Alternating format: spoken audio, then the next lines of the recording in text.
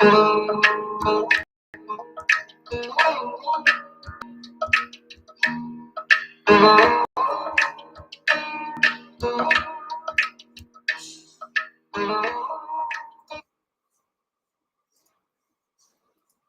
बहुत धन्यवाद। हम बुद्ध के बारे में बातचीत कर रहे हैं इस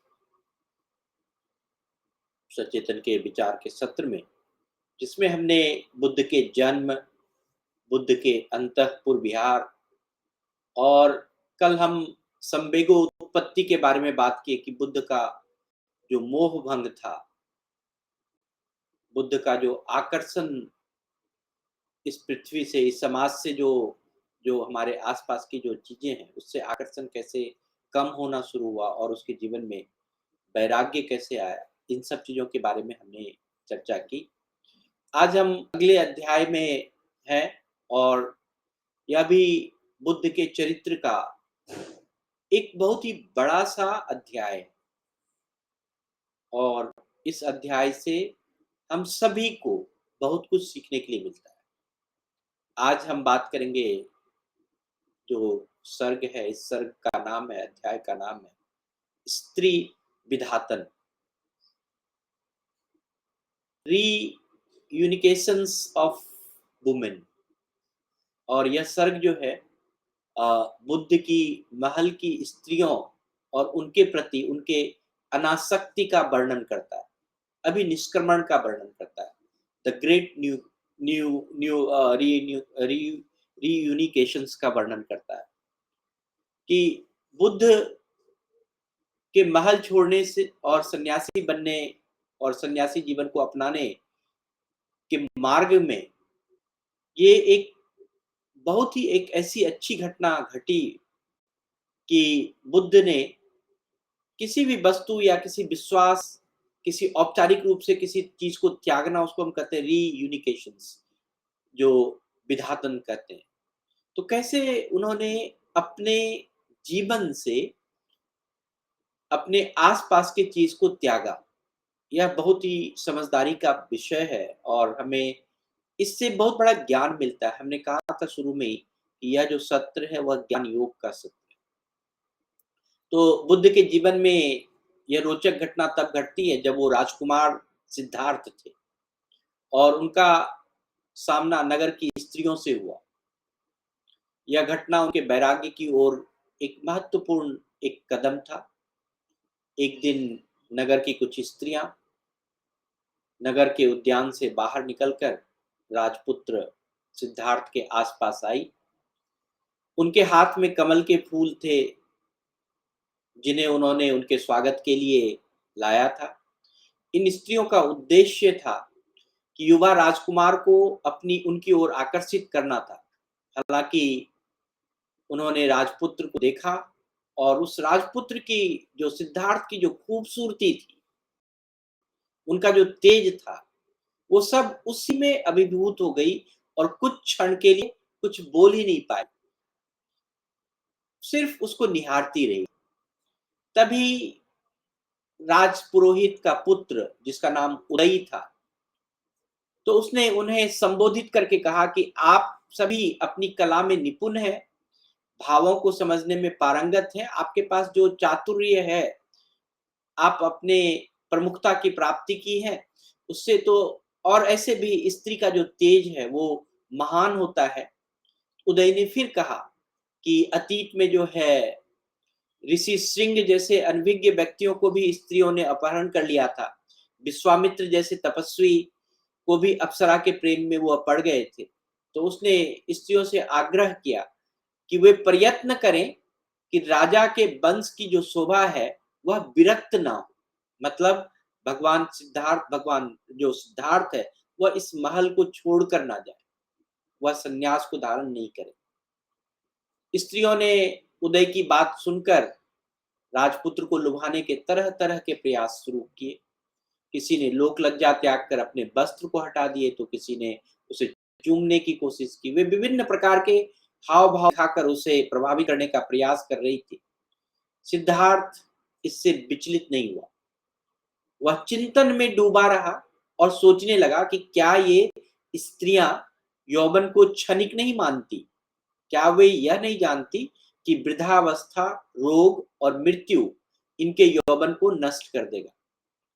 उसे आश्चर्य होता है कि वो कैसे सब कुछ हर लेने वाली मृत्यु से अनभिज्ञ होकर, इतनी प्रसन्नता से, उद्वेग रहित होकर यहाँ पर हमारे साथ रह सकती है।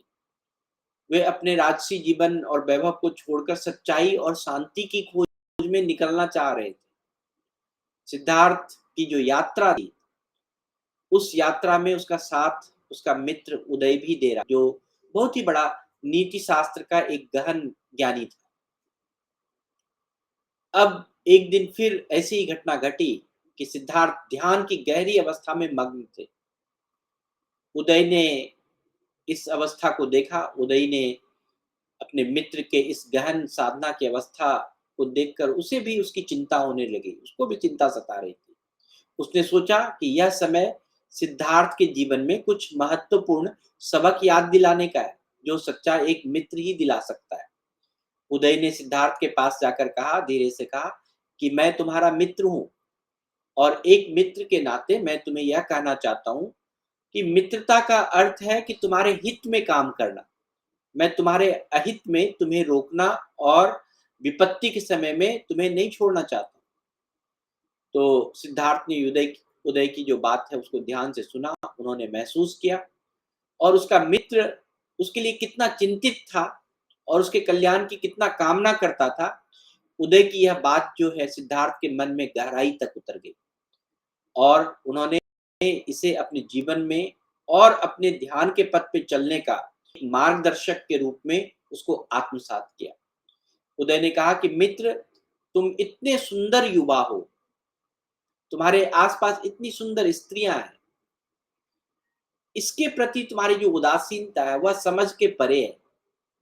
देवता इंद्र ने भी अहल्या के साथ प्रेम किया था और अनेक महापुरुषों ने भी प्रेम के रास्ते चुने हैं, लेकिन सिद्धार्थ ने उत्तर दिया कि मित्र, मैं इन सब विषय की उपेक्षा नहीं करता, ना ही मैं इन्हें नकारता हूं।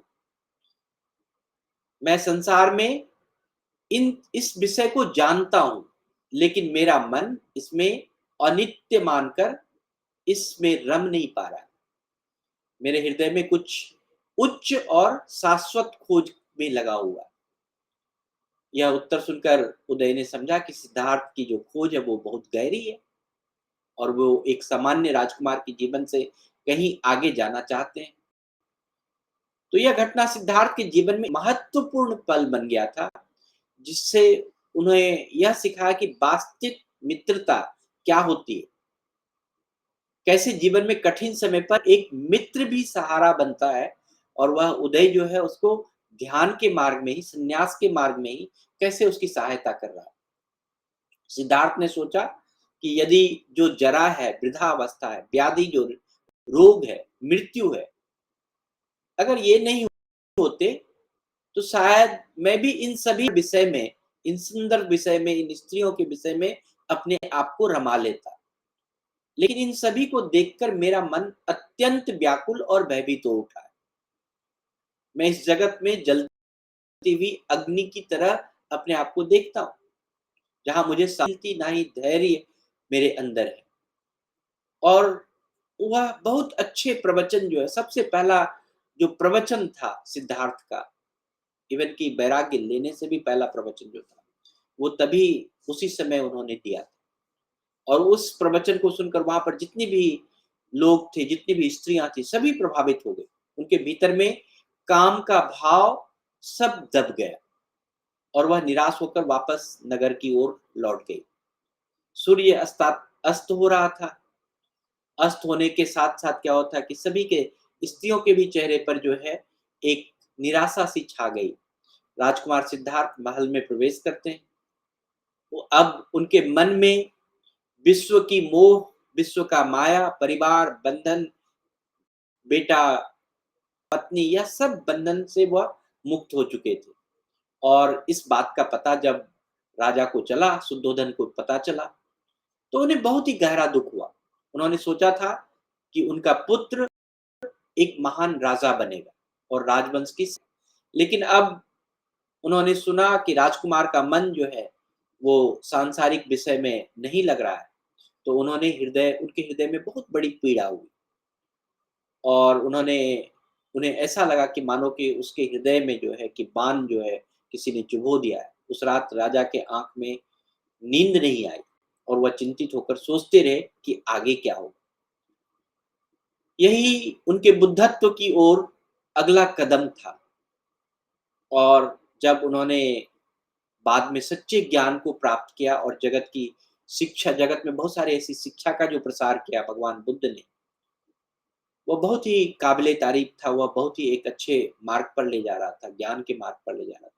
तो यह प्रसंग न केवल बुद्ध के वैराग्य के की ओर है, यह कदम दर्शाता है कि बल्कि यह बताता है कि कैसे एक महान आत्मा के निर्माण के लिए अपनों पर भी गहरा प्रभाव पड़ता है। अगर कोई व्यक्ति कहीं भी कोई चीज़ को अपनाता है, कोई वैराग्य को अपनाता है, किसी चीज़ को छोड़ता है, तो सिर्फ़ उसी व्यक्ति पर नहीं पड़ता, उसके घर, परिवार, मित्र सभी पर उसका प्रभाव पड़ता है। और इस घटना से बुद्ध को एक नई जीवन की दिशा मिली थी। वो आगे चल के भगवान बुद्ध के रूप में इसलिए माने गए कि उन्होंने हर चीज़ का बड़े अच्छे से विश्लेषण किया था अपने जीवन में। हम आगे बातचीत करेंगे कि बुद्ध जो है कि महल को छोड़ने और सन्यासी के जीवन को अपनाने में कैसे आगे बढ़े, हम उसके बारे में भी और बातचीत करेंगे। तो आज के लिए इतना ही। आप सभी का बहुत-बहुत धन्यवाद, बहुत-बहुत आभार। आज विश्व डाउन सिंड्रोम डे है। इस दिवस के अवसर पर हम आप सभी को बहुत-बहुत बधाई देते हैं, बहुत-बहुत आभार व्यक्त करते हैं। Thank you so much. आपके मन में अगर कोई विचार हो, कोई अ, धन्यवाद के शब्द हों तो आप बोल सकते हैं। Good morning.